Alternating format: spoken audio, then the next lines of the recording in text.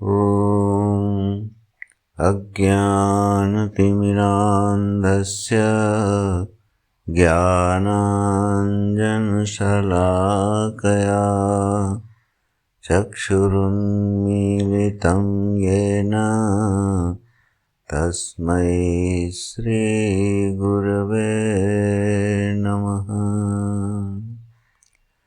ॐ भद्रं कर्णेभिः शृणुयामदेवाः भद्रं पश्येमाक्षभिर्यजत्राः स्थिरैरङ्गैस्तुष्टुवांसस्तनूभिः व्यशेमदेवहितं यदायुः। स्वस्ति नः इन्द्रो वृद्धश्रवाः स्वस्ति नः पूषा विश्ववेदाः स्वस्ति नस्तार्क्ष्यो अरिष्टनेमिः स्वस्ति नो बृहस्पतिर्दधातु। ॐ शान्तिः शान्तिः शान्तिः। सातवें मंत्र का पाठ कर लेते हैं एक बार। नान्तः प्रज्ञं न बहिष्प्रज्ञं नोभयतः प्रज्ञं न प्रज्ञानघनं न प्रज्ञं नाप्रज्ञं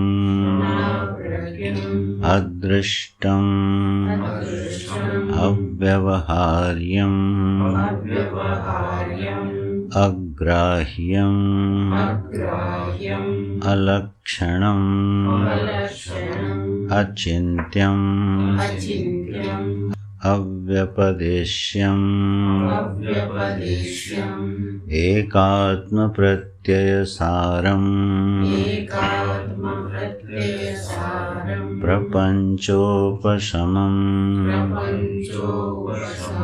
शान्तम् शिवम् अद्वैतम् चतुर्थं मन्यन्ते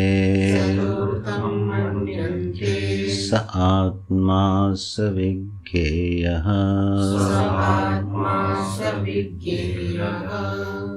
तो निषेध वृत्ति से तुरीय तत्व का अधिगम कराने के लिए प्रवृत्त यह श्रुति समस्त अवस्थाओं का और समस्त अनुभवों का निषेध करते हुए जो अवशिष्ट होता है वह आत्मा से भिन्न नहीं होता है, इस बात का प्रतिपादन करते हुए तुरीय तत्व का अधिगम अपनी ब्रह्मता का बोध कराती है श्रुति। आत्मा के अधिगम में प्रमाण व्यापार नहीं हो रहा है। आत्मा का अर्थ है अहमस्मि प्रत्यय। यह जो अपने होने की अनुभूति है यह स्वतः सिद्ध है, इसमें किसी प्रमाण की आवश्यकता नहीं है। मैं हूँ, मेरा होना, यह किसी प्रमाण की अपेक्षा नहीं रखता है। तो प्रमाण की प्रवृत्ति अहमस्मि, मैं हूँ, मेरे होने में प्रमाण की प्रवृत्ति नहीं है। तो यह प्रमाण किस में प्रवृत्त हो रहा है कि अहम जो तुरीय है, यह अहम में तुरीयत्व का अधिगम कराने के लिए प्रमाण प्रस्तुत हो रहा है। और इसमें भी ध्यान देना है कि जो मैं हूँ, मेरा होना है, इसमें कोई प्रमाण आके मुझ में तुरीय का आधान नहीं करेगा, ब्रह्मत्व का आधान नहीं करेगा, असंगता का आधान नहीं करेगा। केवल जो अविद्या के कारण, एक नासमझी के कारण या किसी प्रतिबंध के कारण मुझे अपने होने का तो बोध है, लेकिन मुझे अपने ब्रह्म होने का बोध नहीं है। मुझे अपने कर्ता होने का तो बोध है, लेकिन अकर्ता होने का बोध नहीं है। मुझे आसक्त होने का बोध है, लेकिन असंग होने का बोध नहीं है। यह बिल्कुल अनुभव सिद्ध बात है कि मेरी असंगता, मेरा अकर्तृत्व, मेरी सर्वाधिष्ठानता, ब्रह्मरूपता, मेरा अजत्व, यह मुझे अनुभूत नहीं है और यह सिद्ध नहीं है। तो इसकी सिद्धि कराने के लिए फिर प्रमाण प्रवृत्त हुआ। वेदांत प्रस्थान, वेदांतोपनिषद प्रमाण जो हैं वो प्रवृत्त हुए। जब ये प्रमाण प्रवृत्त हुए तो कहीं ये गलत फहमी न हो जाए, जिसके लिए हम लोग ये भाष्य पढ़ रहे हैं। और भगवान भाष्यकार इसको बिल्कुल पंचांग न्याय की शैली में इस समझ को, इस नासमझी को हटाना चाहते हैं कि मुझे असंगता का, ब्रह्मता का, अकर्तृत्व का अपने ऊपर आरोप नहीं करना है। अगर हमने आरोप किया और फिर उसको अपना अभ्यास बना लिया तो वो उपासना कहलाएगी, बोध नहीं कहलाएगा। यह बात समझाने के लिए यह भाष्य चल रहा है। मैं असंग हूँ, इसका अभ्यास नहीं किया जाता। मैं अकर्ता हूँ, इसका अभ्यास नहीं किया जाता। ये अभ्यास सिद्ध बोध नहीं है। यह फिर एक नया आरोप हो जाएगा और आरोप होने से उपासना हो जाएगी। और उपासनाओं का श्रुतियों में वर्णन है, धर्मशास्त्रों में वर्णन है, वेदांत शास्त्रों में भी वर्णन है। तो यहाँ उपासना का प्रकरण नहीं है, प्रसंग नहीं है। तो यदि हम कोई ऐसा अभ्यास कर रहे हो कि मैं साक्षी हूँ, मैं कूटस्थ हूँ, मैं असंग हूँ, मैं निर्विकार हूँ, यह अभ्यास अगर हम कर रहे हो तो यह उपयोगी हो सकता है, लाभकारी हो सकता है, लेकिन तुरीय तत्व के अधिगम में यह प्रमाण नहीं बनेगा। क्यों नहीं बनेगा? क्योंकि स्पष्ट रूप से यहाँ पंक्ति चल रही है, प्रतिषेध विज्ञान प्रमाण। ज्ञान का साधन क्या है? बोले निषेध। जो अनुभव प्राप्त हैं उन प्राप्त अनुभवों का निषेध करके जो अवशिष्ट वस्तु है उसकी उपलब्धि होती है। तो जो साधन प्रक्रिया यहाँ बन रही है वो निषेध की बन रही है, आधान की नहीं बन रही है। बस इसी बात को यहाँ पर समझाया जा रहा है। इसी क्रम में हम लोग इस भाष्य के आखिरी चरण में पहुँचे हैं और अब सीधे श्रुति के, इसकी भूमिका भाष्यकार पूरी कर चुके हैं और पृष्ठ संख्या ये है 51।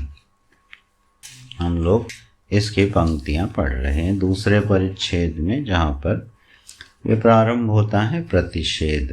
तस्मात् प्रतिषेध विज्ञान प्रमाण व्यापार समकाल एव आत्मनि अध्यारोपित अंतः प्रज्ञत्वादि अनर्थ निवृत्ति इति सिद्धम। यहाँ तक सिद्ध करके अब निषेध। तो न अंतः प्रज्ञमिति तैजस प्रतिषेधः, न बहिष्प्रज्ञमिति विश्व प्रतिषेधः, नो भयतः प्रज्ञम इति जागृत स्वप्नयोः अंतरालावस्था प्रतिषेधः, न प्रज्ञान घनम इति सुषुप्तावस्था प्रतिषेधः, बीज भाव अविवेक रूपत्वात्, और न प्रज्ञम इति युगपत सर्व विषय प्रज्ञातृत्व प्रतिषेधः। यहाँ तक हम लोग कल भाष्य देख चुके थे। इतनी अवस्थाएं हैं जिनमें कुछ स्वभाव स्वाभाविक रूप से अनुभूत है और कुछ योग आदि साधनों से, उपासना आदि से अनुभूत हैं।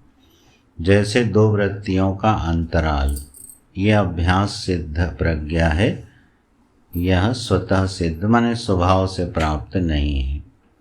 जैसे हमको जागृत स्वभाव से प्राप्त है, स्वप्न प्रपंच स्वभाव से प्राप्त है, सुषुप्ति स्वभाव से प्राप्त है, इसके लिए हमें कोई प्रयत्न करना नहीं पड़ता है। ये बिल्कुल देहधारी को, हर शरीरधारी को यह अवस्थाएं प्रज्ञा के रूप में, अनुभव के रूप में प्राप्त हैं। लेकिन दो वृत्तियों का जो अंतरालावस्था है यह अभ्यास सिद्ध है। जब कोई इस तरह का अभ्यास करता है, निर्विषय होने का अभ्यास करता है, तो वह अवस्था जहाँ पर वृत्ति शून्यता सदृश है, वो दो वृत्तियों का अंतराल है, तो उसका निषेध, माने ऐसी कोई अवस्था है उसका निषेध करते हैं। और युगपत सर्व विषय प्रज्ञातृत्व, यह भी उपासना सिद्ध कह लो, यह भी स्वभाव से प्राप्त अवस्था नहीं है। समस्त प्रपंच का एक में ज्ञान हो जाना। टिप्पणीकार ने जो इस पर बात लिखी है बड़ी सुंदर, हम लोगों ने कल देखी थी कि 2 नंबर की जो टिप्पणी है उसमें मनसी कृत्य, तो मन में ऐसा करके किसने, भाष्यकार ने जो प्रज्ञम शब्द का अर्थ युगपत सर्व विषय प्रज्ञातृत्व किया है, उसका अर्थ कर रहे हैं टिप्पणीकार कि मनसी कृत्य, अपने मन में मानो भाष्यकार ने विराट का और जीव का भेद खड़ा करके युगपत अर्थ कर दिया है। क्योंकि जीवा है, जीवाभास जो है, जीव है, हम लोग हैं, हम में से किसी को ऐसा अनुभव नहीं है। देश काल की बाधाओं से विनिर्मुक्त प्रपंच का अनुभव एक साथ हो जाए, ऐसा नहीं है। क्रमिक ज्ञान का ही अनुभव होता है देहधारी को। क्रम के बिना, माने एक काल में एक वस्तु का ही बोध होता है। घट का ज्ञान है तो पट का नहीं होगा, पट का है तो मठ का नहीं होगा। एक काल में युगपत ज्ञान, यह संभावना देहधारी के लिए नहीं दिखाई देती। तो उसको मानो ऐसा विभाग करके, तो विराट आदि निषेधम, जो विराट है माने ईश्वर है, परमात्मा है, उसका ज्ञान युगपत है, और उसका भी यहाँ निषेध करते हुए प्रवृत्त हो रहा है प्रमाण। अवय न प्रज्ञम इति अचैतन्य प्रतिषेधः, वह प्रज्ञ अप्रज्ञ भी नहीं है। तो प्रज्ञ का अर्थ है युगपत ज्ञान, और अप्रज्ञ का अर्थ है जड़। वह जड़ नहीं है, जड़ता का निषेध किया जा रहा है। जो ब्रह्म वस्तु है वह जड़ नहीं है, ये निषेध किया जा रहा है। ठीक है, देखो जब निषेध किया जाए तो उसकी विरोधी गुण उसमें स्वभाव से उपलब्ध हो जाए, वह उसका धर्म होगा, ऐसा ब्रह्म वस्तु में नहीं होता है। ये बड़ा विलक्षण है। बोले जड़ नहीं है तो चेतन होगा, तो चेतन धर्मिता से युक्त नहीं है। धर्म धर्मी संबंध ब्रह्म में बनने वाला नहीं है, गुण गुणी संबंध नहीं बनता है। नहीं तो विधि मुख से उपदेश हो जाता, वो चेतन है। तब तो सब सिंपल था, वो चेतन है, ऐसा उपदेश हो जाता।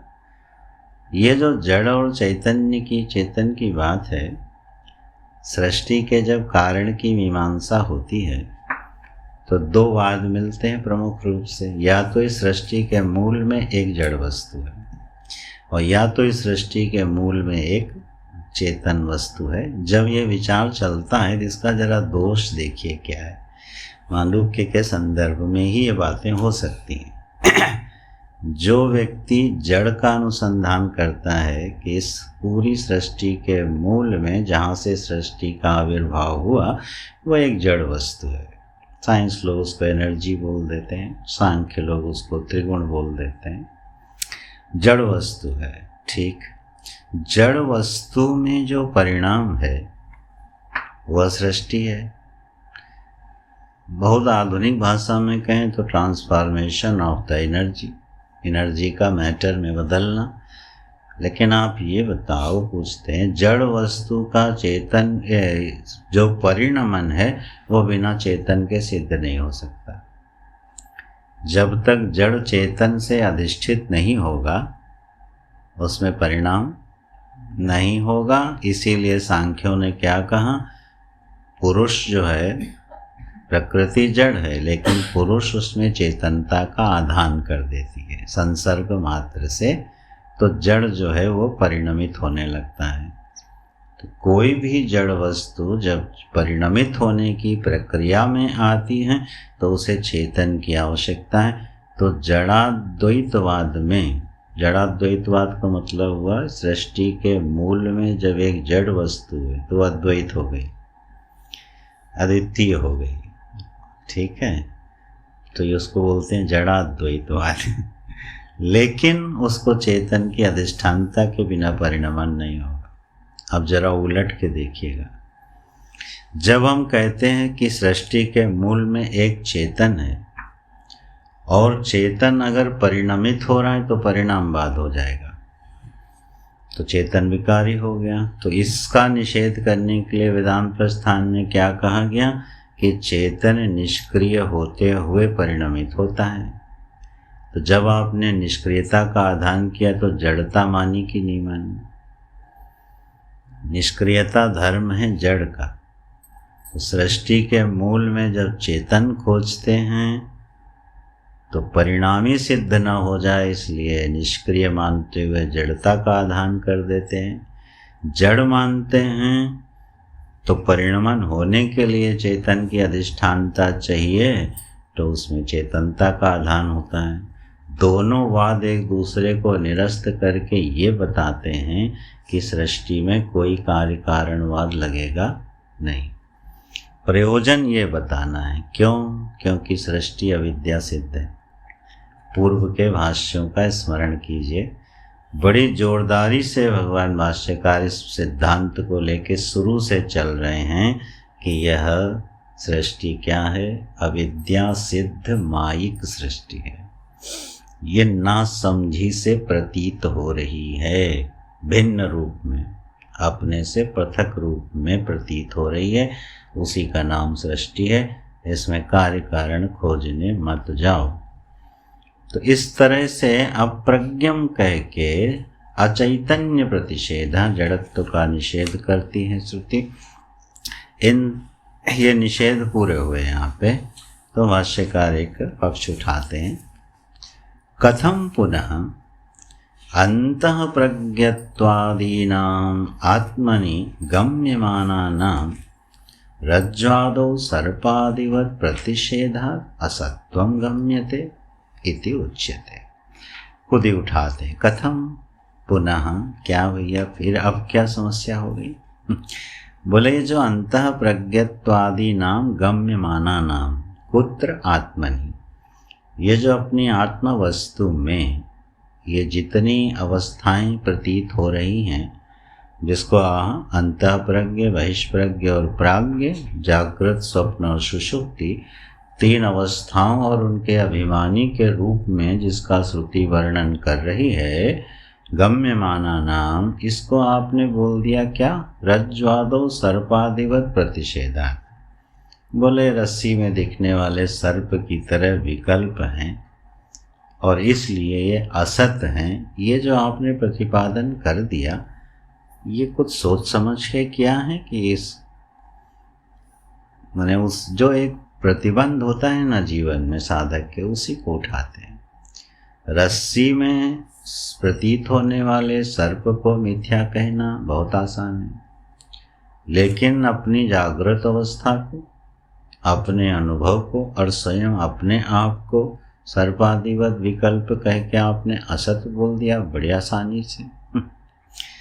शुरू से मान के ही चल रहे हो क्या कि ये जितनी अवस्थाएं हैं सर्पादिवत विकल्पित हैं, असत हैं? ये कुछ जमता नहीं है। श्रुति ने तो कहीं नहीं कहा कि असत हैं। आपने इसको कैसे असत असत बोलते जा रहे हो? तो असत की परिभाषा का स्मरण दिला रहे हैं। बोले आप किसको असत समझते हो? असत हम शशसृंगवत नहीं कह रहे हैं, ये विषय आया था ना। असत हम शशसृंगवत नहीं कहते हैं कि सृष्टि जो है खरगोश के सींग की तरह असत है, नहीं। यह असत जो हम कह रहे हैं वो इस लक्षण से कह रहे हैं कि इसमें व्यभिचार होता है। जो वस्तु एक रूप में ना रह सके हम उसको असत बोलते हैं। असत हम अभाव को नहीं बोलते हैं, ठीक है। एक वस्तु है जो एक रूप में स्थिर ही नहीं रह पाती है तो आप उसको क्या कहोगे। हम किस आदमी को झूठा आदमी बोलते हैं, वो अपनी बात पे टिकता ही नहीं, तो क्या बोलते हैं, अरे यार किसी एक बात पे तो टिको। बड़ा झूठा आदमी, सुबह कुछ बोलता है शाम को कुछ बोलता है। जरा इस अनुभव पर दृष्टि डालिए, जितनी वृत्तियां बनती हैं और जितने विषय का अनुभव होता है, सारे अनुभव एक दूसरे को हटा हटा के आते कि नहीं आते। सुख आया उसने दुख को हटा दिया, दुख आया उसने सुख को हटा दिया, घट आया उसने पट को हटा दिया, पट आया उसने घट को हटा दिया। अरे वो तो छोड़ो, जागृत आई और जब स्वप्न आया तो उसने जागृत को किनारे कर दिया। जब स्वप्न आया तो सुषुप्ति ने उसको किनारे कर दिया। फिर सुषुप्ति जब जागृत खड़ा हुआ तो उसने सुषुप्ति को किनारे कर दिया।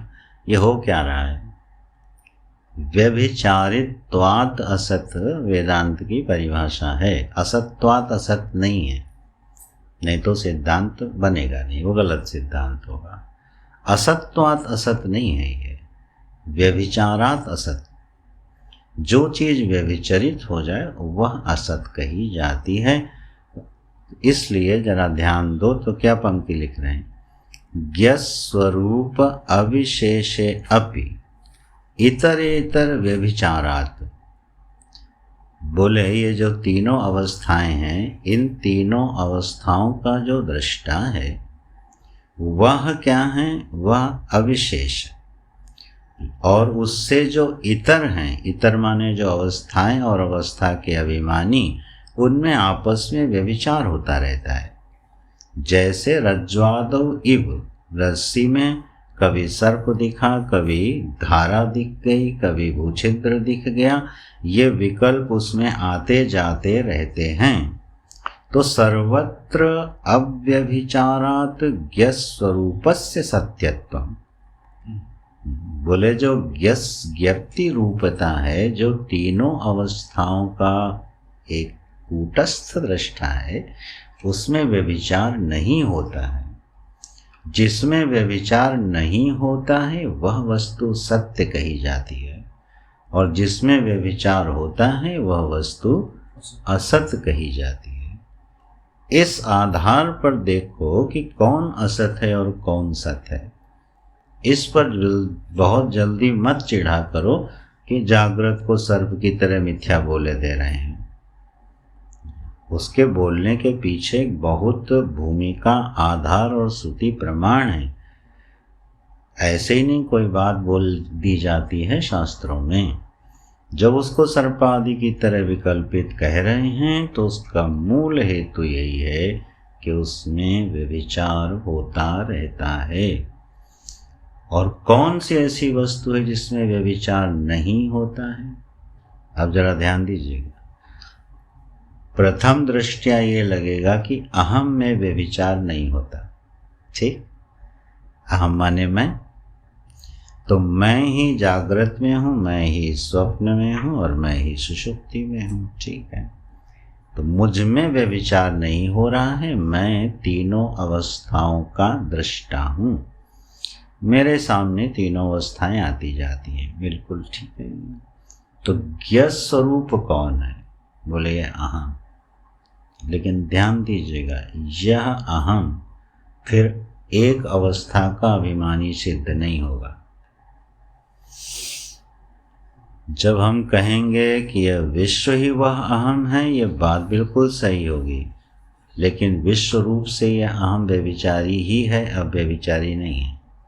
क्योंकि विश्व को बदल देगा तेजस, तेजस को बदल देगा प्राज्ञ, तो हम गलती क्या करते हैं, हम विश्वरूप होके अव्यभिचारी होना चाहते हैं, चूक जाएंगे, लड़ते ही रहेंगे अपने मन और बुद्धि से, कभी सिद्ध नहीं होगा वो। मैं जागृत अवस्था का अभिमानी होके कूटस्थ नहीं हो सकता, जागृत अवस्था का दृष्टा होके संभवतः कूटस्थ हो जाऊं, लेकिन अभिमानी होके कभी ज्ञप्ति स्वरूपता की, एक रसता की सिद्धि नहीं होगी।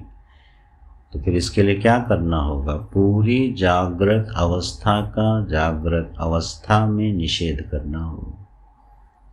उसका मतलब क्या हुआ, उसका मतलब यह हुआ कि जितने भी अनुभव हो रहे हैं वो सारे के सारे अनुभव क्या हैं, निषिद्ध हैं, असत हैं। जिसको हो रहे हैं, अब यही ध्यान दीजिएगा, जिसको हो रहे हैं वह विश्व नहीं। फिर चूक गए, क्योंकि अगर विश्व को हो रहे हैं और अनुभव बदल रहे हैं, विश्व नहीं बदल रहा है, तो विश्व क्या हो गया, अव्यभिचारी। ठीक, लेकिन ये सत्य क्यों नहीं है, क्योंकि जब स्वप्नावस्था में जाएंगे तो ये विश्व महाराज भी व्यभिचारी हो जाएंगे।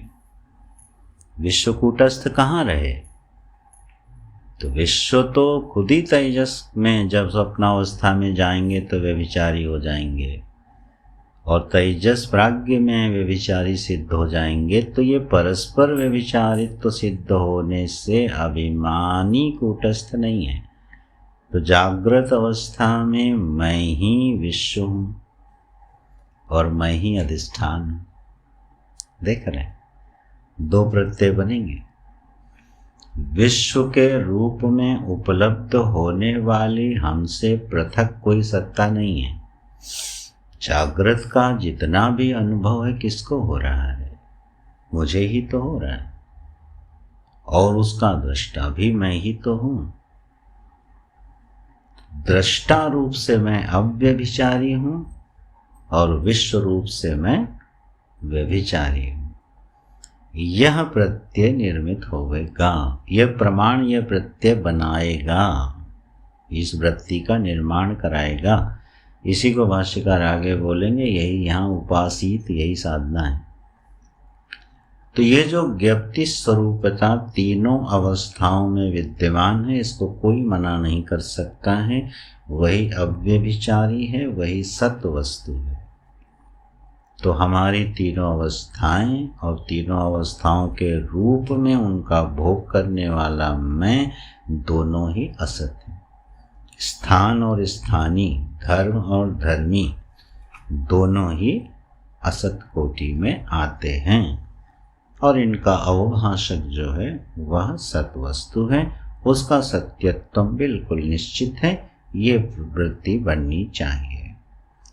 पुनः जो विश्व आदि के साथ अभिमान करके अपने को कूटस्थ मानता है, वो फिर प्रश्न उठाता है, अच्छा बताओ, सुषुप्ते व्यभिचरति इति चेत न, सुषुप्ति में इसका व्यभिचार होता है कि नहीं तुम्हारी ज्ञप्ति स्वरूपता का? यही एक प्रश्न है जिसने 2-3 दर्शन खड़े कर दिए हैं। वैशेषिक, न्याय और सांख्य तीनों ये समस्या नहीं सुलझा पाए, तो अलग अलग निर्णय दे दिए। बोले अगर आत्मा तुम्हारी बोध स्वरूप है तो सुषुप्ति में उसको क्या हो जाता है? सुषुप्ति में कहाँ चली जाती है बोध स्वरूपता? तो व्यभिचार नहीं हो गया उसकी बोध रूपता में? ये किसको आश्रय में लेके आप बोल रहे हो? विश्व और तेजस को। विश्व को अपने होने का अनुभव होता है, तेजस को अपने होने का अनुभव होता है, और प्राज्ञ को अपने होने का अनुभव नहीं होता है। इस अनुभव को आधार बना के हम बोल रहे हैं कि बोध में व्यभिचार हो जाता है। लेकिन भाई, सुषुप्ति में जिसको तुम व्यभिचारी करके असिद्ध कर रहे हो, तो भाष्यकार कहते हैं सुषुप्तस्य अनुभूयमानत्वात्, सुषुप्ति में भी उसका अनुभव होता है। सुषुप्ति में अगर व्यभिचार हो गया होता तो स्मृति आदि से सुषुप्ति की सिद्धि नहीं होती। भाव और अभाव दोनों ही अनुभव होते हैं। ठीक है, भाव और अभाव। विषय विषयी के संबंध से जिसकी प्रतीति है उसको भाव बोलते हैं, और विषय विषयी के संबंध से रहित जिस अवस्था की प्रतीति है उसको अभाव की प्रतीति बोलते हैं। इसलिए भाष्यकार भगवान ने पहले दो शब्द दिए थे, दर्शन अदर्शन वृत्तयो। ठीक है, वृत्तियां हैं। सुषुप्ति भी बुद्धि की एक वृत्ति है। तो दर्शन वृत्ति है जागृत और स्वप्न, और अदर्शन वृत्ति है सुषुप्ति, लेकिन है तो वृत्ति, प्रत्यय रूप है। बिल्कुल इस सिद्धांत को बिल्कुल अपनी समस्त उलझनों को सुलझाते हुए खत्म करना है, मान नहीं लेना है। मैं बार बार कह रहा हूँ, वेदांत विद्या श्रद्धा का विषय नहीं है, ये बोध का विषय है। श्रद्धा उसमें सहयोगी है। तो ये जो अदर्शन वृत्ति है इसमें हो गया अभाव। तो भावा भाव की प्रतीति। देखो, अगर अभाव की प्रतीति न होती तो अभाव नाम का कोई अवस्था है इसका ज्ञान कैसे होता? बिना प्रतीति के ज्ञान कैसे होता? तो अभाव भी क्या है? ज्ञान का विषय है ना। और हमारे न्यायिकों ने क्या किया? बोले अभाव एक पदार्थ है। जब उन्होंने पदार्थों की गणना करी तो उन्होंने अभाव को भी क्या मान लिया? एक पदार्थ माना है। क्यों? बोले तुम्हारी प्रतीति का विषय, ज्ञान का विषय, और बहुत बड़े ज्ञान का विषय है। भावक ज्ञान होता है और अभावक ज्ञान भी होता है। ठीक है, चलो अभी विषय उधर मुड़ जाएगा, इसमें तर्क आदि बहुत हैं। घट का ज्ञान हो रहा है, ये घट का भाव है ना, और घट नहीं रहा, ये कौन सा ज्ञान है? घटा भाव जो ज्ञान है वो किस प्रमाण का विषय है? बताओ, किस प्रमाण का विषय आप मानते हो घटा भाव को? है अनुपलब्धि प्रमाण है। यस, गुड, बड़ा विशिष्ट प्रमाण है ये। क्योंकि अभाव जो है वह इंद्रिय प्रत्यक्ष नहीं है। ठीक है, अनुमान से सिद्ध नहीं है, व्याप्ति नहीं मिलती है। सही, तो प्रमाण क्या बचा? प्रमाणिक ही बचा, अनुपलब्ध प्रमाण, अनुपलब्धि प्रमाण। यह अनुपलब्धि प्रमाण क्या है? बोले एक वस्तु नहीं है, इसका बोध तब होगा जब वो पहले उपलब्ध रही हो।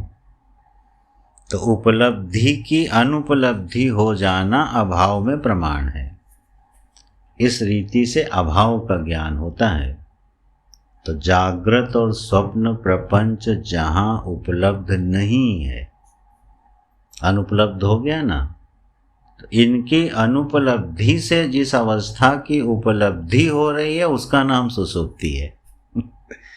तो ये अभाव की उपलब्धि हो रही है। किस अभाव की? जागृत और स्वप्न प्रपंच के अभाव की उपलब्धि रूपा है सुषुप्ति, जिसको अभाव संज्ञा पड़ती। ठीक है, अनुपलब्धि के कारण।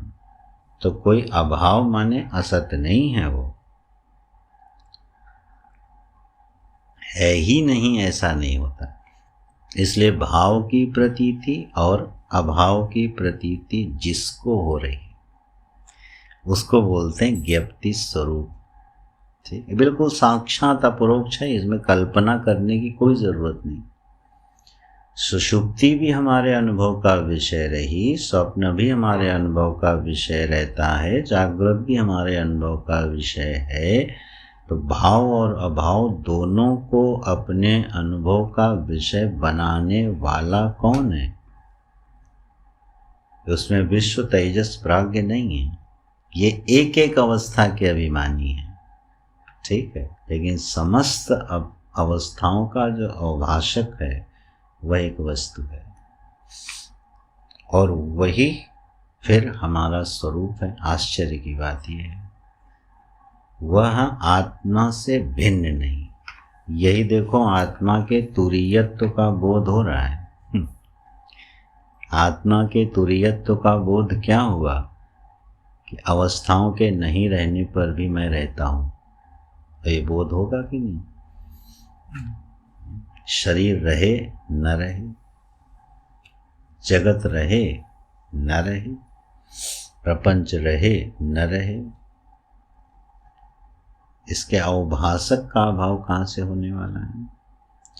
तो मैं फिर क्या सिद्ध हो रहा हूँ? आत्मा का तुरीयत तो यही तो है कि यह बोध उपलब्ध हो जाए, ठीक है, तो यह बोध उपलब्ध हो जाने का परिणाम क्या होगा? अनर्थ प्रपंच की निवृत्ति। फिर ऐसे व्यक्ति को आप सुखी नहीं कर पाओगे, दुखी नहीं कर पाओगे, भयभीत नहीं कर पाओगे, चिंताग्रस्त नहीं कर पाओगे। वो सारी फलश्रुतियाँ घट जाएंगी। इसमें ध्यान रखना, ये फलश्रुतियाँ भी उपलक्षणा से ही हैं, इनको उसका धर्म मत बना लेना। धर्म मत बना लेना, ठीक है। बड़ी सब बारीक फिसलन है ये। बोले श्रुति ने कहा एकत्वम अनुपश्यता तत्र को मोह कशोका। ये साधक का एक पैरामीटर है अपने आप को समझने के लिए, ठीक है। बोले उसको शोक नहीं होता, पैरामीटर बना लिया। अब राम जी रोने लगे, सती जी को भ्रम हो गया। शोक हो गया ना, सुना होगा श्रुति में शोक नहीं होता, राम जी रो रहे हैं, शोक हो गया, भ्रम हो गया ना सती। क्यों? पैरामीटर क्या बना लिया? शोक नहीं होता। श्रुति कह रही शोक नहीं होता। अरे ऐसा नहीं, शोक होता है, लेकिन शोक और अशोक दोनों का प्रकाशक होने के कारण न वो शोक से आबद्ध है, न अशोक से आबद्ध है, न सुख से आबद्ध है, न दुख से आबद्ध है। प्रतीति का निषेध नहीं है। प्रतीति, देखो, अगर प्रतीति का निषेध मानेंगे तो आप पक्का मानो हम बैठ के निर्विषय होने के चक्कर में ही रहेंगे जीवन भर। ब्रह्मनिष्ठा कभी सधेगी नहीं अगर हमको प्रतीति से उलझन है तो, ठीक है। ये प्रश्न हमने एक बार गुरुजी से पूछा था, भागवत जी में ऐसा श्रुति देवहूति माता जी बोल गई कि अब मुझे ये प्रतीति भी नहीं चाहिए। तो समाधिस्थ हुई और धीरे से द्रव रूप में विसर्जित हो गई। तो क्या निष्ठा बन रही? देखो कि प्रतीति जो है वो नहीं चाहिए। तो मैंने गुरु जी से पूछा, इसका मतलब फिर ये ब्रह्मनिष्ठा वाली बात तो नहीं लग रही है। तो बोले सही, इसमें क्या है, प्रतीति नहीं चाहिए, ये वैराग्य का बोधक वाक्य होता है। प्रतीति उलझन पैदा कर रही है किसी ब्रह्मनिष्ठ को, तो अभी उसकी निष्ठा में दोष है। प्रतीति, अरे प्रतीति किसी अधिष्ठान में उलझन पैदा कर सकती है क्या? नहीं यार, हमें बहुत देख ली दुनिया संसार, अब नहीं देखना। ये सब ब्रह्मनिष्ठा नहीं है, ये वैराग्य के बोधक वाक्य हो सकते हैं। उपरामता आपको चाहिए, ये हो सकता है, ठीक है, लेकिन अब बहुत देख लिया संसार, नहीं चाहिए। ब्रह्मनिष्ठ ऐसा नहीं बोलता। अरे जो चीज असत है वो चाहिए ना चाहिए का प्रश्न कहाँ खड़ा कर रहे हो उसमें? वैराग्य बोध के लिए चाहिए, ब्रह्मनिष्ठ को वैराग्य थोड़ी चाहिए। असत वस्तु से काहे का झगड़ा? हमारा अपनी वृत्तियों के साथ झगड़ा, हमारा अपने अनुभवों के साथ झगड़ा, हमारा अपनी परिस्थितियों के साथ झगड़ा, ठीक, निष्ठा नहीं है। या यूं कहो, अभी तुरीय तत्व का यथार्थ अधिगम नहीं है, सही प्रमाण व्यापार नहीं हुआ। नहीं, किस बात की उलझन? बुद्धि रहे न रहे। जब गीता जी में भगवान ये लक्षण बताएंगे, प्रकाशम च प्रवृत्तिम च मोहमेव च पांडव न द्वेष्टि संप्रवृत्तानि निवृत्तानि न कांक्षति, कैसे घटाओगे लक्षण उसको? किस आधार पे घटाओगे? भाई रजोगुण नहीं चाहिए, अच्छी बात है, तमोगुण नहीं चाहिए, सत्वगुण चाहिए, इतना तो मानोगे। अब कोई आदमी कहे सत्वगुण भी नहीं चाहिए, किस आधार पे कहेगा नहीं चाहिए? तो नीचे की पंक्ति क्या, ना द्वेष्टि संप्रवृत्तानि, संप्रवृत्तानि गुणानि ना द्वेष्टि। तीनों में से कोई गुण चाहे प्रवृत्त रहें और चाहे निवृत्त हो जाए। निवृत्तानि प्रवृत्तानि या प्रवृत्ति निवृत्ति नहीं है। संप्रवृत्तानि गुणानि न द्वेष्टि और निवृत्तानि गुणानि न आकांक्षति, ऐसे वाक्य का अन्वय है। तो कहने का जो समझने की बात यह है कि हम किससे झगड़ते हैं। प्रमाण व्यापार बार बार इसीलिए करना चाहिए। ये झगड़ा अगर है तो अभी बोध की स्थिति में न्यूनताएं हैं, दोष है, प्रतिबंध है। सहज जो मुक्ति होती है, सहजता जो होती है, वो किसी भी प्रकार के परिवर्तन में परिवर्तन करके नहीं होती ना। तो जब हम एक प्रकार की वृत्ति चाहते हैं, एक प्रकार की वृत्ति नहीं चाहते हैं, तो अंतःकरण से तादात्म्य। एक प्रकार की परिस्थिति चाहते हैं, दूसरे प्रकार की नहीं चाहते हैं, तो कर्मजन्य परिस्थिति से तादात्म्य। ठीक है, जन्म चाहते हैं, मृत्यु नहीं चाहते हैं, स्वर्ग चाहते हैं, नरक नहीं चाहते हैं। ये सारा चाहना न चाहना अविद्या के क्षेत्र में है, निश्चित रूप से अविद्या के क्षेत्र में है। इसका कोई दूसरा हेतु मिलने वाला नहीं है। तो ब्रह्मनिष्ठा बड़ी अद्भुत चीज होती है, एक और ब्रह्म बोध बड़ी अद्भुत वस्तु है। तो सुषुप्तस्य अनुभूयमानत्वात्, यह सुषुप्ति भी हमारे अनुभव का ही विषय बनती है, इसलिए इसमें व्यभिचार नहीं है। किस श्रुति से प्रमाणित कर रहे हैं? नहीं विज्ञातुर्विज्ञाते विपरिलोको विद्यते इति श्रुतेः। अरे भाई, जो विज्ञातु है ना, दृष्टा की दृष्टि का, विज्ञाता की विज्ञप्ति का कभी लोप नहीं होता। चलो अभी इसी पर मन चल रहा है, और बात कर लो, पूरा तो कर ही देंगे 10 मिनट में। पंक्तियों का अनर्थ कर देंगे, पूरा हो जाएगा। जब पूज्य श्री रामानुजाचार्य जी ने ये बात कही कि भाव रूप और अभाव रूप, सृष्टि के ये दो रूप हैं, अव्यक्त और व्यक्त, और ब्रह्म सदा इससे विशिष्ट रहता है। जो भी अधिष्ठान वस्तु है, सारे प्रपंच का अभाव हो जाए तो उस अभाव का आधार है कि नहीं, और सारा प्रपंच अभिव्यक्त हो जाए तो भी उसका आधार है। तो क्या गलत कहा उन्होंने कि चित अचित विशिष्ट है ब्रह्म? या तो जगत का भाव है या अभाव है, और आप भी यही कह रहे हो कि हम व्यभिचारी को असत बोल रहे हैं। तो व्यक्त से अव्यक्त होना, व्यक्त से अव्यक्त होना, ये सृष्टि का व्यभिचार है। आप व्यभिचार को मना नहीं कर रहे हो कि व्यभिचार नहीं होता है, कि वेदांत के ऊपर आक्षेप है। वेदांत मना नहीं कर रहे हो, तो सृष्टि की दोनों अवस्थाएं आप सत्संगवत तो नहीं मान रहे हो, बिल्कुल नहीं मान रहे। तो ये बताओ कि फिर जब भाव रूप हो या भाव रूप, तो प्रतीति होगी कि नहीं होगी? चाहे भाव की हो और चाहे अभाव की हो। निषेध करके दिखाओ इस पक्ष। जब प्रतीति आपने मान ली कि प्रतीति तो होगी, ठीक है। अच्छा, अगर प्रतीति नहीं माने तो क्या दोष होगा?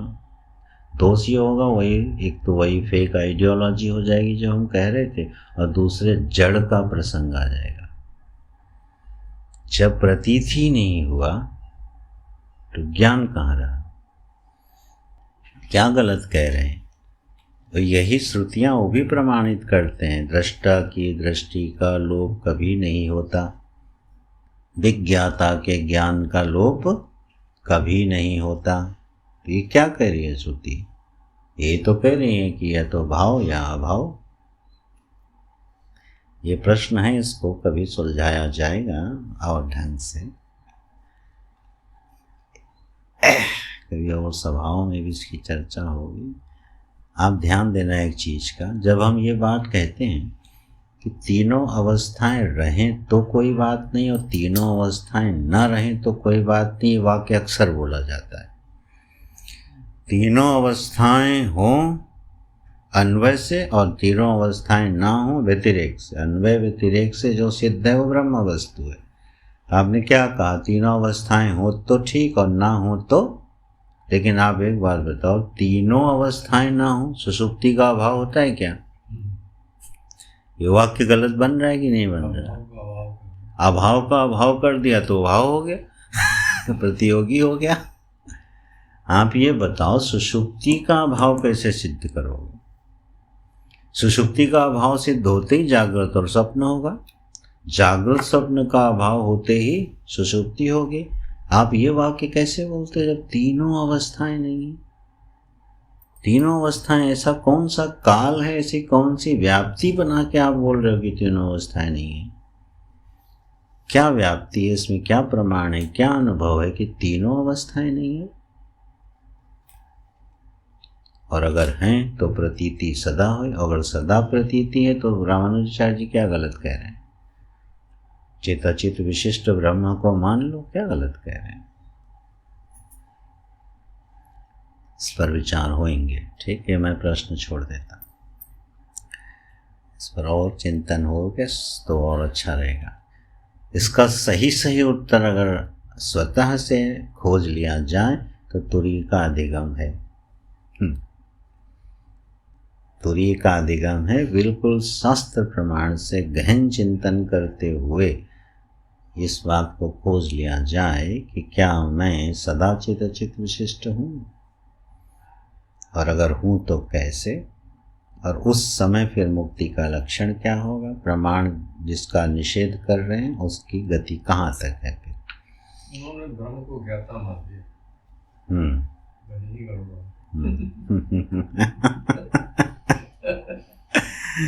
सही है। प्रतीति का अर्थ ज्ञातृत्व नहीं होता है बस। उनके ऊपर आक्षेप बाद में यही आया है। अब असल में मैं उनके मत को जब तक मैं ठीक से पढ़ूँ ना तो मैं खंडन नहीं करना चाहता। ये तो हमने आपातत वाक्य सुने हैं ना, किसी का खंडन करना हो तो आप पूरी प्रक्रिया तो जानो उनकी, ऐसे फिल्मसी खंडन नहीं होता। लेकिन आज सिद्धांत के रूप में बात हमने आचार्यों से सुनी, गुरुजनों के मुख से सुनी। प्रतीति जो होती है ना, वो प्रतीति कभी भी बंधनकारी नहीं होती। प्रतीति में सत्यत्व बुद्धि ही बंधनकारी होती। ठीक है, अब भाव प्रतीत हो चाहे अभाव, इससे कोई मतलब नहीं है। अब जिससे कोई मतलब ही नहीं है, अब आप उसको असत अभाव कोटि में डाल दो, कोई शब्द दे दो, उसको क्या फर्क पड़ता है। प्रतीति से कोई विरोध नहीं है, प्रतीति कभी बंधनकारी होती भी नहीं है। ठीक है, हमेशा उस प्रतीति में हमने डाला हुआ है तादात्म्य में, हमने बनाया है परिच्छिन्न, हमने बनाया है अपना, और फिर पैदा किया है भेद। उससे पैदा होता है अनर्थ प्रपंच। प्रतीति से कभी प्रपंच अनर्थ की श्रेणी में नहीं जाता है। अगर ये सिद्धांत खुलता हुआ दिखे तो आप समझ लो कि प्रतीति रहे तो रहे, गुण रहे तो रहे, और ना रहे तो ना रहे। यही तो गीता जी में भगवान ज्ञानी का लक्षण बता रहे हैं। तो यहाँ बिल्कुल सीधा साधा सिद्धांत दिख रहा है कि तीनों अवस्थाओं का एक साथ अभाव नहीं हो सकता। उनमें व्यभिचार होता है और जिसमें व्यभिचार नहीं होता वो सद्वस्तु है। और क्योंकि इनका होना न होना कोई मायने नहीं रखता है, इसलिए ब्रह्म का उसमें कोई कर्तृत्व तो नहीं है, कोई भोक्तृत्व तो नहीं है, कोई प्रयोजन नहीं है, कोई कारणत्व तो नहीं है। वह कुछ भी फिर ब्रह्म वस्तु में सिद्ध नहीं होता है। सारा कारणत्व तो जाता है मायोपाधिक चैतन्य ईश्वर में। कारणत्व ब्रह्म वस्तु में कभी जा नहीं सकता है। सर्प का कारणत्व रज्जु में जा नहीं सकता, उसका कारणत्व अविद्या में ही है। रज्जु की नासमझी ही सर्प की उत्पत्ति में हेतु है। वहाँ रज्जु ने कोई प्रयत्न नहीं किया है सर्प की उत्पत्ति में, और उत्पत्ति हो जाने पर वो उसकी प्रतीति का निषेध भी नहीं करती है क्योंकि प्रतीति का निषेध तो मूर्ख करेगा ना। अब कोई आकाश की नीलिमा को हटाए, नहीं मैं तो शुद्ध आकाश देखूंगा, नीलिमा झूठ है, अभी हटाओ नीलिमा, हमको उस आकाश का दर्शन चाहिए जहाँ नीलिमा नाम की चीज़ ना हो, ये तो प्रतीति है, ये तो झूठ है। तो भैया तुमने प्रतीति को प्रतीति ही नहीं माना, तभी हटाने भाग रहे हो। ये क्लैश समझना आपस के, जो इसमें एक ओवरलैपिंग होती है थॉट्स में। प्रतीति को प्रतीति मानने के बाद उसको कौन मूर्ख हटाने जाएगा। और आकांक्षा बनी रही कि यहाँ अरे सुक्तिका में चांदी दिख गई कि यहाँ सुक्तिका है, चांदी नहीं है, नहीं यार फिर भी इसको रख तो लेना चाहिए। अब कौन उस सुक्तिका के पीछे भागेगा, उस रजत के पीछे जो असत सिद्ध हो गया है। बहुत प्यास लगी हो, मरुस्थल में पानी दिख रहा हो, दिखते हुए भी नहीं भागोगे, तो प्रतीति के पीछे कौन भागता है? कोई नहीं भागता। और अगर भाग रहे हैं तो अभी वो प्रतीति सिद्ध नहीं हुई, वो अभी भ्रम सिद्ध नहीं हुआ है। अगर भ्रम सिद्ध हो जाता तो उसके पीछे भागते नहीं। अगर ये तीनों गुण, तीनों अवस्थाएं हमारा भ्रम सिद्ध हो जाएं तो इनके होने न होने से कोई प्रभाव पड़ता नहीं है। अस्तु, यहाँ कुछ विशिष्ट सिद्धांत इस भाष्य से निकल कर आते हैं। तो विज्ञाता की विज्ञप्ति का दृष्टा की दृष्टि का लोभ कभी नहीं होता, इस कारण से अतएव अदृष्टम, इसलिए वह दृष्ट अदृष्ट माने प्रत्यक्ष प्रमाण का प्रमेय नहीं है। यस्मात् अदृष्टम तस्मात् अव्यवहार्यम, क्योंकि प्रत्यक्ष प्रमाण का विषय नहीं है इसलिए उसमें अर्थ क्रियाकारित्व तो नहीं है, इसलिए व्यवहार्य नहीं। व्यवहार्य वही वस्तु होती है जिसमें अर्थ क्रिया कारित्व होता है। ठीक है, जैसे घट है, घट में क्योंकि पानी भरा जाता है इसलिए घट व्यवहारिक है, और आकाश की नीलिमा व्यवहारिक नहीं है। ठीक है, वो प्रतीति है। ऐसे तो जो प्रत्यक्ष प्रमाण से सिद्ध है वो व्यवहार्य होगी, जो प्रत्यक्ष प्रमाण से सिद्ध नहीं है वो क्या होगी? अव्यवहार्य होगी। और इसलिए अग्राह्यम कर्मेंद्रिय ही, तो उसको अप्राप्त है, तो प्राप्त करना है, यह लक्षण भी फिर उसमें नहीं जाएगा, अग्राही हो जाएगी। अग्राही का मतलब है उसको प्राप्त नहीं करना, ग्रहण नहीं करना है। ग्रहण कर्मेंद्रियों से किया जाता है। तो इस ब्रह्म वस्तु को चल के, पैरों से चल के पाने नहीं जाना है, कहीं रखा हुआ है हाथ से उठाने नहीं जाना है। ठीक है, तो ये अप्राप्त नहीं है कि उसकी प्राप्ति के लिए कर्मेंद्रियों का प्रयोग किया जाए, इसलिए अग्राह्यम कर्मेंद्रिय ही अलक्षणम अलिंगम इति एतत् अननुमेयम इत्यर्थः। बोले फिर उसका अलक्षणम अलिंगम, कोई चिन्ह लिंग पहचान नहीं बनती, इसलिए अनुमान भी नहीं किया जाता। कल हम लोगों ने इस पर चर्चा की है। ब्रह्म वस्तु अनुमेय नहीं है, लेकिन ईश्वर अनुमेय है। ईश्वर में अनुमेयता है। क्या अनुमेयता है? इस सृष्टि को बनाने वाला कोई तो होना चाहिए। अनुमान हो गया कि नहीं? जीवों पर दया करने वाला कोई तो होना चाहिए। ये कोई तो होना चाहिए अनुमान है कि नहीं? व्याप्ति क्या है? जगत।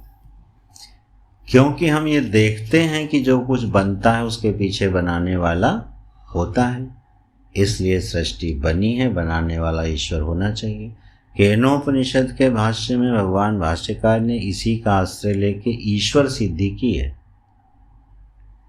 ब्रह्म सिद्धि नहीं, ईश्वर सिद्धि का प्रकरण है। जो लोग जीव होते हुए ईश्वर को नहीं मानते हैं उनके लिए वो भाष्य है। स्वयं आप एक देह से परिच्छिन्न जीव हो और फिर अगर आप ईश्वर को नहीं मानते हो तो आप गलती कर रहे हो, जीवन में बहुत नुकसान उठाओगे, माने बहुत दूर हो जाओगे अपने आप से। इसलिए वो सिद्धि है। तो ईश्वर अनुमेय है, बिल्कुल अनुमेय है, हमेशा उसका अनुमान ही होता है। लेकिन ब्रह्म वस्तु साक्षात अपरोक्ष होने से अनुमेय नहीं। मैं अपना स्वयं अनुमेय कैसे हो सकता हूँ? ठीक है, तो इसलिए यह अलिंग है, इसका अनुमान नहीं होता। अतएव अचिंत्यम, जो अनुमित नहीं है उसका चिंतन नहीं होता।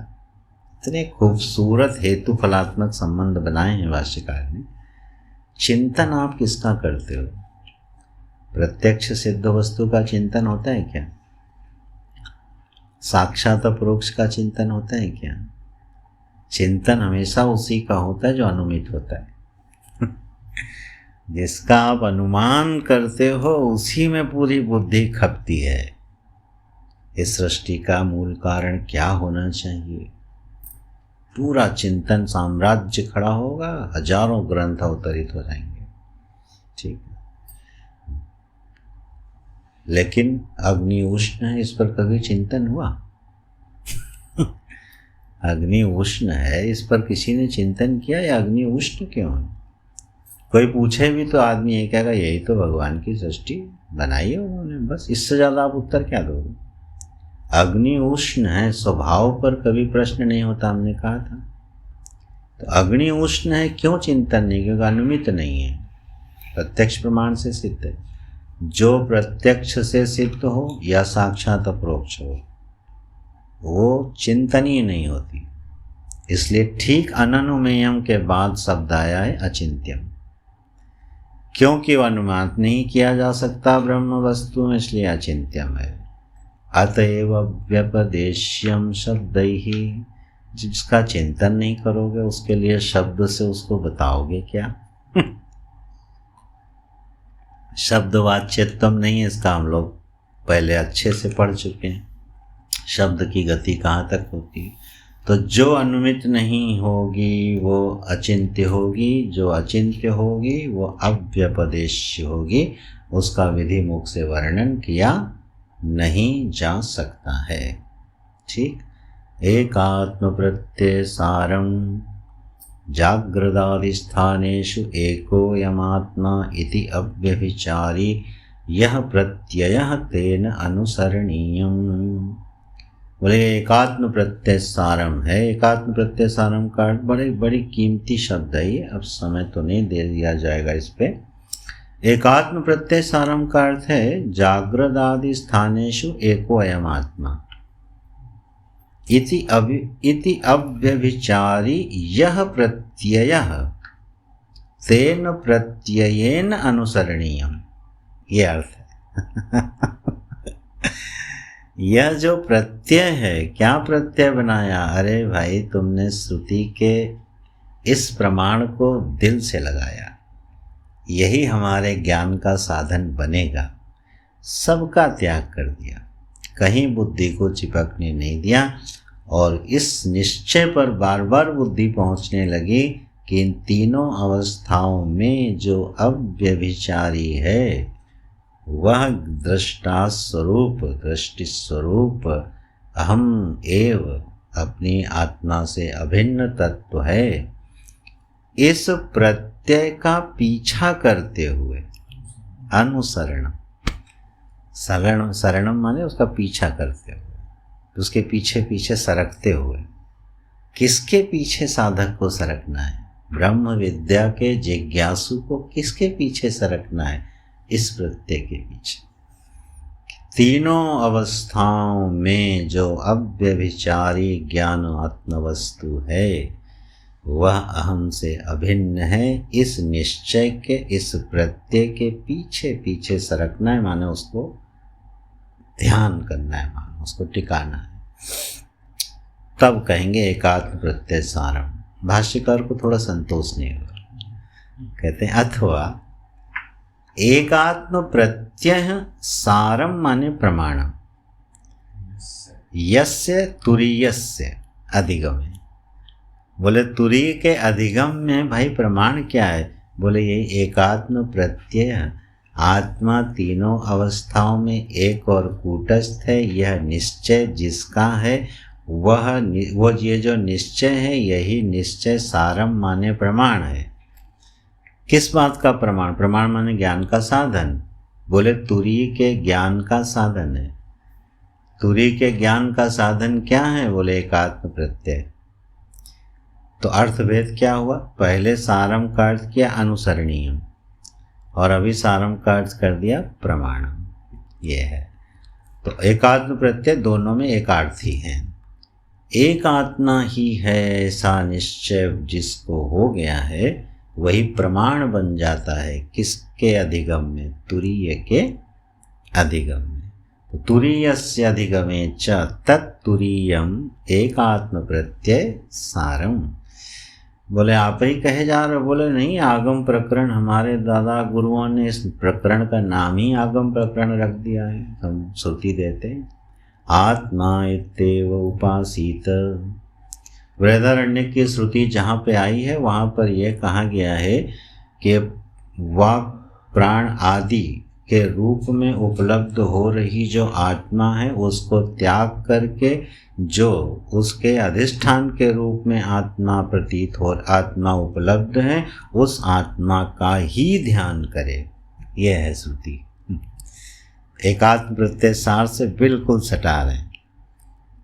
ध्यान क्या? ध्यान ये नहीं करना है विराट कौन है, ईश्वर कौन है, कर्मफलदाता कौन है, जगत क्या है, ये वाणी के कितने स्वरूप हैं, ठीक है, वाणी के लक्षण क्या हैं, ये सब चिंतन के जिज्ञासु के चिंतन के विषय नहीं है, विद्यार्थी के चिंतन का विषय है, आचार्य के चिंतन का विषय है जिसको पढ़ाना हो। जिज्ञासु के चिंतन का एक ही विषय है, अधिष्ठान आत्मा। इसलिए यहाँ श्रुति में शब्द लगा एव, आत्मा इति एव उपासित, माने अन्य रूप में जो वाक आदि के रूप में उपासना है उसका त्याग करके इसी प्रत्यय पर अपने को टिकाना। इति श्रुते है, ऐसा श्रुति कहती हैं। यह हुआ एकात्म प्रत्यय सारम। अतः अंतः प्रज्ञत्वादि स्थानी धर्म प्रतिषेधः कृतः। ये बीच बीच में फुल स्टॉप बड़े गलत लगे इसमें। प्रतिषेधः कृतः प्रपंचोपशमम् इति जाग्रदादिस्थान धर्माभाव उच्यते। ये पूरी पंक्ति बनेगी। अंतः प्रज्ञत्वादि स्थानीय धर्म का प्रतिषेध करते हैं, उससे प्रपंच का उपशम हुआ, क्योंकि जागृत आदि जो स्थान धर्म है उनका अभाव कह दिया गया। प्रपंचोपशमम क्या है? बोले प्रपंच का उपशम हो जाना। ठीक, प्रपंच क्या है? ध्यान देना, प्रपंच हमारी दृष्टि में प्रपंच है ये बाहर दिखने वाला जगत। ठीक, स्वप्न में दिखने वाला स्वप्न प्रपंच, जागृत में दिखने वाला जागृत प्रपंच। जैसे ही प्रपंच शब्द आता है हमारे मन में क्या आता है? अरे ये दुनिया। ठीक ना, पहले निषेध किसका कर रहे हैं? अंतः प्रज्ञत्वादि स्थानीय धर्म प्रतिषेध करता है। प्रपंच का नाम है विश्व, प्रपंच का नाम है तेजस, प्रपंच का नाम है प्राज्ञ।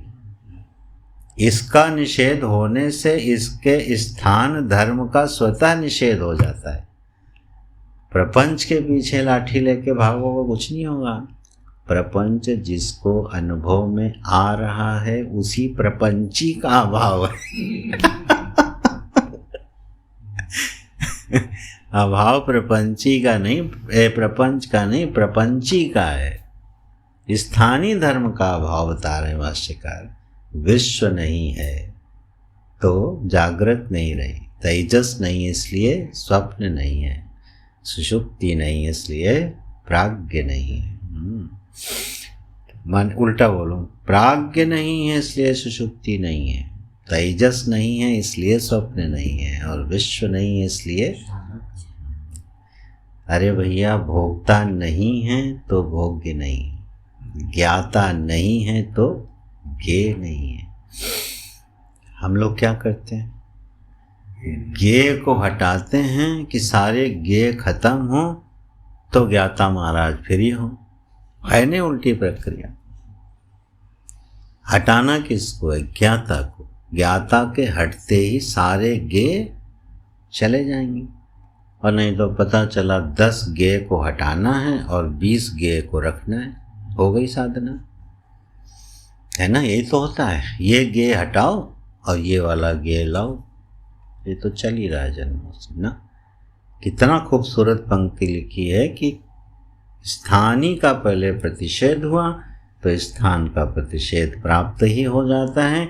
इसी का नाम है प्रपंचोपशम। प्रपंच उपशम हो गया, विश्व धर्मादि का निषेध हो गया, तब क्या बचा, अतएव शांतम। इसलिए वो क्या है, शांत। ये शांति बिल्कुल विलक्षण अद्भुत शांति है। ये वह शांति नहीं है जो विक्षेप की उपरामता से आती है। अच्छा भाई, शांतम शब्द का टीकाकार अर्थ करते हैं रागत द्वेषादि रहितम अविक्रियम कूटस्थम इत्यर्थ। जो अविक्रिय है, जिसमें क्रियाशीलता ही नहीं है, वो शांत है। क्रिया की उपरामता नहीं, क्रियाशीलता ही नहीं है। तो क्रियाशीलता का हेतु जागृत में क्योंकि रागत द्वेष होते हैं, उसका नाम ले दिया। रागत द्वेष से रहित है, उपादेय से रहित यह कूटस्थ वस्तु है, यह शांत है। और शिवम, शिवम का अर्थ है परिशुद्धम परमानंद बोध रूपम। ये टीकाकार अर्थ कर रहे हैं। शिवम, भाष्यकार कहते हैं शिवम यतो अद्वैतम, यतो यस्मात्, यस्मात् अद्वैतम ततः शिवम भेद विकल्प रहितम। यह शिव क्यों है, क्योंकि अद्वैत है। इसका मतलब द्वैत में कोई शिवत्व होता नहीं। द्वैत माने प्रपंच। अब प्रपंच में कौन सा शिवत्व है भाई। इसलिए शिवत्व का अर्थ जो टीकाकार ने किया ना, परमानंद बोध रूपम, वो बहुत ही सुंदर है। द्वैत में कोई आनंद ढूंढता रहे तो बेचारा बस बेचारा ही है, फिर वो चाहे कोई भी हो। द्वैत प्रपंच में अगर कोई परमानंद की तलाश कर रहा है तो उसको पुनर्विचार करना चाहिए। शिवम क्या है, परमानंदम क्या है, जहाँ अद्वैत है। इसलिए भेद विकल्प रहितम, वो भेद विकल्प से रहित हैं। चतुर्थम तुरीयम मन्यन्ते, उसको आप चतुर्थ कहते हो। तुरीय मन्यन्ते श्रुति बोल रही है, माना जाता है, इसका मतलब है नहीं। माने तीसरे की अपेक्षा से चौथे की कल्पना की जाती है। चौथा कोई अवस्था पदार्थ नहीं है। तुरीय प्रतीयमान पादत्रय वैलक्षण्यात् चतुर्थम मन्यन्ते। ये जो प्रतीयमान जागृत स्वप्न सुषुप्ति हैं, इनसे विलक्षण होने के कारण क्या है, कह देते हैं कि वो चौथा है। ये चौथा कोई अवस्था प्रेम, इस पर हम लोग खूब बात कर चुके हैं। अवस्था प्रेम नहीं होना चाहिए। किसी परिच्छिन्न देश कालांतर्गत अवस्थानुभूति का नाम ब्रह्म बोध नहीं होता। विलक्षण और भिन्नता में हम कई बार अंतर बता चुके हैं, पुनः आवृत्ति कर देते हैं। भिन्नता और विलक्षणता में अंतर होता है कि दो वस्तुएं भिन्न तब कही जाती हैं जिनका देश और काल भिन्न भिन्न हो, या देश भिन्न हो या काल भिन्न हो, उसको भिन्न। जैसे पुष्प से ग्रंथ भिन्न है। क्यों भिन्न है, क्योंकि पुस्तक जिस स्पेस में है उस स्पेस में पुष्प नहीं है। और जिस स्पेस में पुष्प है उस स्पेस में पुस्तक नहीं है, अन्योन्या भाव है। पुष्प देश में पुस्तक नहीं है, पुस्तक देश में पुष्प नहीं है, अन्योन्या भाव है। इसलिए पुस्तक से पुष्प क्या है? भिन्न है। विलक्षण किसको कहते हैं? विलक्षण उसको कहते हैं जहाँ वस्तु दो हों और स्थान एक ही हो। जैसे रज्जु जो है उसमें जो सर्प प्रतीत हुआ, रज्जु में प्रतीत होने वाला सर्प रज्जु से भिन्न नहीं है, रज्जु से विलक्षण है। क्यों विलक्षण है? क्योंकि जिस स्पेस में रज्जु है उसी स्पेस में सर्प है। ध्यान रखिएगा, अगर सर्प का देश भिन्न हो जाए, रज्जु का देश भिन्न हो जाए तो भ्रम नहीं होगा। सर्प देश में सर्प दिखाई देगा तो वो सर्प ही है, और रज्जु देश में रज्जु दिखेगी तो रज्जु ही है। भ्रम कब होता है? रज्जु देश में ही सर्प की प्रतीति होनी चाहिए। जहाँ रज्जु है वहाँ रज्जु ना दिखे, क्या दिखे? सर्प। तो दोनों का स्पेस एक हो गया ना। स्पेस एक है, वस्तु दो हैं, तो एक वस्तु सत्य होती है और दूसरी मिथ्या प्रतीति होती है। उसको बोलते हैं विलक्षण। भाष्यकार किस शब्द का प्रयोग किए हैं देखो, प्रतीयमान पादत्रय वैलक्षण्यात्। अगर भिन्नात कर देते तो तुरीय चौथी अवस्था हो जाती, चौथा पाद हो जाता गवादिवत। पक्का है। ब्रह्म वस्तु जगत से भिन्न होती तो ब्रह्म वस्तु एक देश में होती, जगत एक देश में होता, दोनों परिच्छिन्न हो जाते, सत्य कुछ नहीं बचता। जगत कहाँ है? जहाँ मैं को हटा के जरा जगत की प्रतीति करके दिखाओ। जहाँ मैं हूँ वहीं जगत है, तो जगत और मैं दो में से सत्य कौन है? बोले जगत व्यभिचारी है इसलिए असत है और मैं सत्य हूँ। तो मैं जगत से भिन्न नहीं हूँ, मैं जगत से विलक्षण हूँ। एक एक शब्द बड़े कीमती होते हैं इस भाषा में। मैं वही हूँ जहाँ मेरा जगत है। मैं अपने सुख से भिन्न नहीं, दुख से भिन्न नहीं, जन्म मृत्यु से भिन्न नहीं, प्रतीति से भिन्न नहीं। ठीक है, तो भिन्न नहीं है तो विलक्षण है। इसलिए अवस्थाएं आने जाने वाली हैं, अनुभूतियां आने जाने वाली हैं। मैं एक कूटस्थ ब्रह्म सत्ता हूँ, ऐसा ध्यान करना चाहिए। स आत्मा विज्ञेयः, वही आत्मा जानने योग्य है, जानी जानी चाहिए। प्रतीयमान सर्पभूमि छिद्र दंडादि व्यतिरिक्ता यथा रज्जु तथा तत्त्वमसि इत्यादि वाक्यार्थम। बिल्कुल वो सिद्धांत छोड़ने रहे। प्रतीयमान सर्पभू छिद्र दंडादि बोले प्रतीयमान जो सर्पभू छिद्र दंडादि हैं उनसे व्यतिरिक्त जिस प्रकार से विलक्षण रज्जु होती है, उसी प्रकार से तत्त्वमसि आदि महावाक्यों का जब अर्थ निश्चित करोगे तो जगत से विलक्षण ब्रह्म वस्तु है, आत्म वस्तु है, उसका कभी अभाव नहीं होता, लोप नहीं होता। आत्मा अदृष्टा दृष्टा, यह आत्मा प्रत्यक्ष आदि प्रमाणों का विषय नहीं बनती है, लेकिन सारे प्रमाण इसके विषय बन जाते हैं। आत्मा अदृष्ट, आत्मा प्रमाण का विषय नहीं है, लेकिन सारे प्रमाण इसके विषय बनते हुए से दिखाई देते हैं। ऐसा जो तुरीय वस्तु है, आत्म वस्तु है, नहीं दृष्टुः दृष्टेः विपरिलोको विद्यते। दृष्टा की दृष्टि का कभी विपरिलोक नहीं होता, कभी अभाव नहीं होता। मेरा अपने स्वरूप में न कभी भाव है न अभाव है, न कहीं आना है न कहीं जाना है, न कोई जन्म है और न कोई मृत्यु है। बड़े अद्भुत विलक्षण सिद्धांत ब्रह्म विद्या से प्रकट होते हैं। तो नहीं दृष्टुः दृष्टेः विपरिलोको विद्यते इत्यादि फिर उक्तो, इस श्रुतियों के द्वारा जिस तत्व को कहा गया है यह सविज्ञेय, उसको जानना चाहिए। इति भूतपूर्व गत्या, बोले जानना चाहिए, भूतपूर्व गति से कहा गया। ज्ञाते द्वैता भावः, ज्ञाते सति द्वैता भाव। परमात्मा का विज्ञान होने के बाद द्वैत प्रपंच का अभाव हो जाता है। इस प्रकार से निषेध वृत्ति का आश्रय लेते हुए इस प्रमाण से आत्मा के तुरीयत्व का, आत्मा के ब्रह्मत्व का बोध कराती हुई यह श्रुति उपक्षयति, क्षीण हो जाती है। वो बड़ा सुंदर वाक्य बोला था। उपनिषद क्या है? बोले ज्ञान करा के क्षीण हो जाते हैं। क्षीण हो जाते हैं, गल जाते हैं, उसी में मिल जाते हैं, खत्म हो जाते हैं।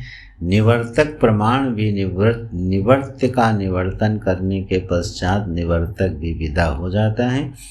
ये उपनिषद भी ब्रह्म वस्तु का बोध कराने के बाद क्या होते हैं?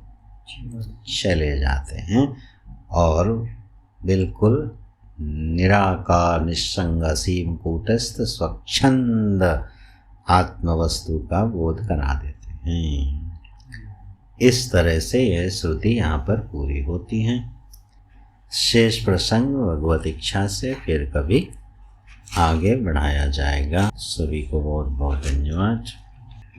ओम पूर्णमदः पूर्णमिदं पूर्णात् पूर्णमुदच्यते पूर्णस्य पूर्णमादाय पूर्णमेवावशिष्यते। ओम शांति शांति शांति। हरि ओम। श्री गुरुभ्यो नमः।